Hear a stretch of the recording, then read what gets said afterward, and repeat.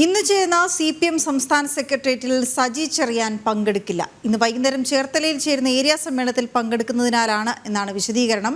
ടിൻഡു ദാസ് ചേരുന്ന വിവരങ്ങളുമായി. ടിൻഡു, സജി ചെറിയാന്റെ രാജി ആവശ്യം ഒരു വശത്ത് വല്ലാതെ ഉയരുകയും അതേസമയം പൂർണ്ണമായും സജി ചെറിയാനെ സംരക്ഷിക്കുന്ന രീതിയിലേക്ക് CPM ചിന്തിക്കുകയും ചെയ്യുന്ന സമയത്താണ് ഈ നേതൃയോഗം നടക്കുന്നത്. എന്തുകൊണ്ട് സജി ചെറിയാൻ ഇതിൽ പങ്കെടുക്കില്ല?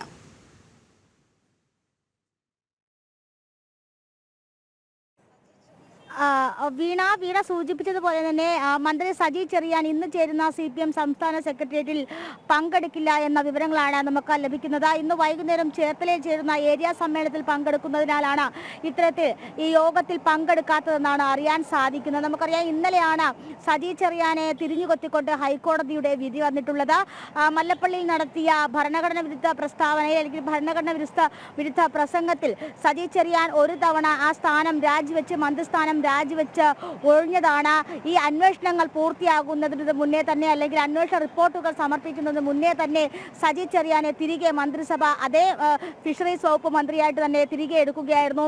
ഇതിനെതിരേക്ക് വലിയ രീതിയിലുള്ള പ്രതിഷേധങ്ങളും അല്ലെങ്കിൽ മന്ത്രിയുടെ രാജി ഉൾപ്പെടെ ആവശ്യപ്പെട്ടുകൊണ്ട് പ്രതിപക്ഷ കക്ഷികളൊക്കെ വലിയ രീതിയിൽ സമ്മർദ്ദം ചെലുത്തുന്നതിനാണ് മന്ത്രി തന്റെ നിലപാട് അറിയിച്ചിരിക്കുന്നത്. അല്ലെങ്കിൽ ഈ സ്ഥാനത്ത് മന്ത്രിസ്ഥാനം രാജിവെക്കില്ല എന്നൊരു തീരുമാനത്തിലേക്ക് തന്നെയാണ് മന്ത്രി എത്തിയിട്ടുള്ളത്. ആ ഒരു സാഹചര്യത്തിൽ കൂടിയാണ് ഇന്ന് ഈ CPM സംസ്ഥാന സെക്രട്ടേറിയറ്റും LDF മുന്നണി യോഗവും ചേർന്നത്. നമുക്കറിയാം, തെരഞ്ഞെടുപ്പിന് ശേഷമുള്ള മുന്നണി യോഗവും CPM സംസ്ഥാന സെക്രട്ടേറിയറ്റുമാണ് ഇന്ന് ചേർന്നത്. ഇന്നൊരു തെരഞ്ഞെടുപ്പ് അവലോകന യോഗം കൂടിയാണ് നടക്കുന്നത്. ഇന്ന് LDF മുന്നണി യോഗത്തിൽ EP-യും പങ്കെടുക്കില്ല. അതോടൊപ്പം തന്നെ CPM സംസ്ഥാന സെക്രട്ടേറിയറ്റിൽ സജി ചെറിയാനും പങ്കെടുക്കില്ല. സജി ചെറിയാനെതിരെ അന്വേഷണം വേണമെന്ന് ഹൈക്കോടതി തന്നെ ആവശ്യപ്പെട്ടിരിക്കുകയാണ്. സജി ചെറിയാൻ സംസാരിച്ച അല്ലെങ്കിൽ സജി ചെറിയാന്റെ പ്രസംഗത്തിൽ വന്നിട്ടുള്ള പ്രസ്താവനകൾ അടങ്ങിയിട്ടുള്ള പെൻഡ്രൈവോ CD-യോ അവയുടെ വിശദീകരണങ്ങളൊക്കെ പരിശോധനയ്ക്ക് അയച്ചിട്ടും അതിന്റെ ഒന്നും റിപ്പോർട്ട് ഉൾപ്പെടുത്താതെയാണ് ഇത്തരത്തിൽ ഹൈക്കോടതിയിൽ ഒരു റിപ്പോർട്ട് സമർപ്പിച്ചിട്ടുള്ളത്. അതോടൊപ്പം തന്നെ അന്ന് ആ പരിപാടിയിൽ പങ്കെടുത്തിരുന്ന ആൾക്കാരുടെ മൊഴി രേഖപ്പെടുത്തിയിരുന്നു. പക്ഷേ അതിന് പുറത്തുള്ള മറ്റാൾക്കാരുടെ മൊഴികൾ രേഖപ്പെടുത്തിയിരുന്നില്ല.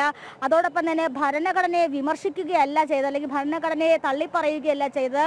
ഭരണഘടനയിൽ ഉൾപ്പെട്ടിട്ടുള്ള കാര്യങ്ങളാണ് പറഞ്ഞിരിക്കുന്നതെന്നാണ് റിപ്പോർട്ട് പറയുമ്പോൾ സജി ചെറിയാനെതിരെ മുറുക്ക് കുരുകുമ്പോഴും അല്ലെങ്കിൽ സജി ചെറിയാനെതിരെ ഒരു അന്വേഷണം ശക്തമായ രീതിയിൽ തന്നെ നടത്തണമെന്ന ഘട്ടത്തിലിരിക്കുമ്പോഴും CPM സജി ചെറിയാനെ സംരക്ഷിച്ചുകൊണ്ട് മുന്നോട്ട് പോകുന്ന നിലപാടാണ് സ്വീകരിച്ചിട്ടുള്ളത്. എന്നാൽ ഇന്ന് ചേരുന്ന CPM സംസ്ഥാന സെക്രട്ടേറിയറ്റിൽ സജി ചെറിയാന്റെ വിഷയം ചർച്ചയാകില്ല എന്ന് തന്നെ നമുക്ക് വിലയിരുത്താം. അതോടൊപ്പം തന്നെ ഞാൻ നേരത്തെ സൂചിപ്പിച്ചതുപോലെ തന്നെ ഇന്ന് തെരഞ്ഞെടുപ്പ് അവലോകനമായിരിക്കും ചർച്ച ചെയ്യുന്നത്.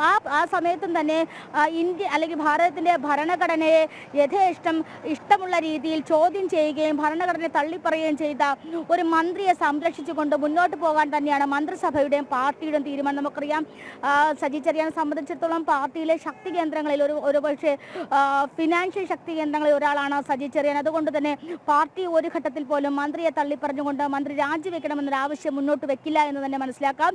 എന്തായാലും അല്പസമയത്തിനകം CPM സംസ്ഥാന സെക്രട്ടേറിയറ്റ് പിരിയും. 12 മണിക്ക് ശേഷം LDF മുന്നണി യോഗമാണ്.